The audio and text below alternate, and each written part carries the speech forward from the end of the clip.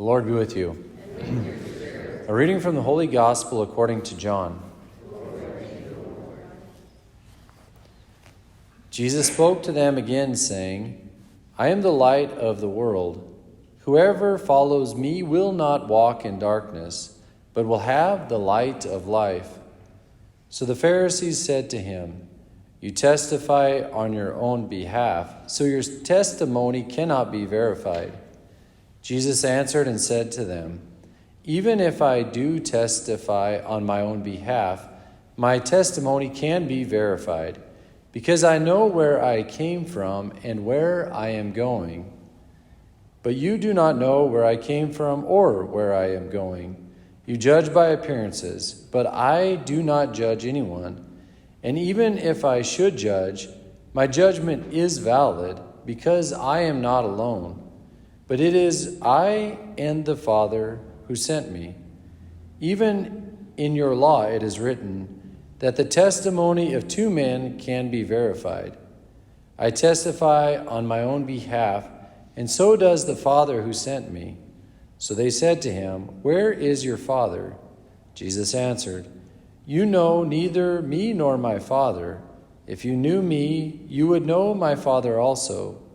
He spoke these words while teaching in the treasury of the temple area, but no one arrested him because his hour had not yet come. The Gospel of the Lord. Praise to you, Lord Jesus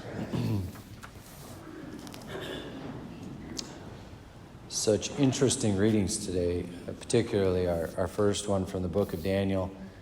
Such a dramatic story of Susanna, the wife of Joachim, and the two grumpy old men.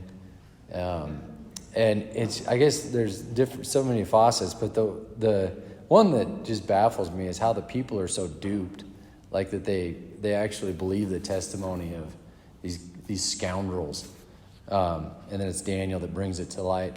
So there's a lot going on there, but I think there's some interesting drama that, if you catch early on, how it said that these old men, when they started to lust after her, they suppressed their conscience and they would not look to heaven.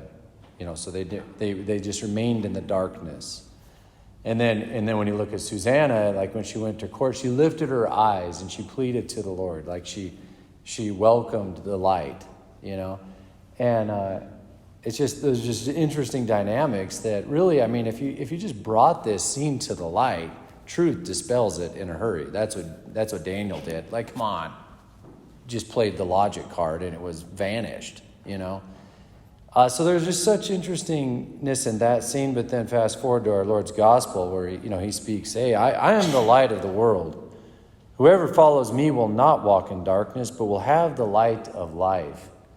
So the deal is, like, we want to keep our eyes lifted to heaven. We want to listen to our conscience. We want to bring things to the light.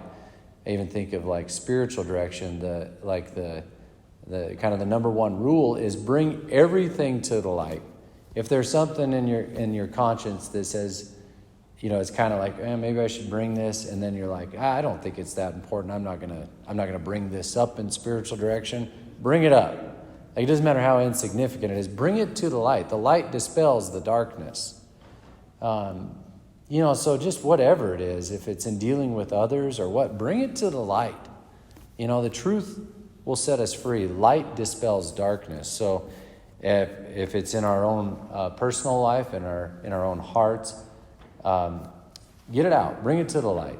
The truth will dispel the darkness. The light of Christ will give us light, and we will no longer walk in darkness. So anyway, it's interesting. We don't want to fall into the trap of, for sure, the old men or even that scenario, but we don't want to be like the peanut gallery in the stands that just like sits there and says nothing while injustice happens. I want to be like Daniel. Bring it to the light. Let's speak truth into the matter. The truth will set us free. So anyway, that's I think that's for sure what our Lord came to do, to set us free. Darkness holds us restrained. We bring it to the light will set us free.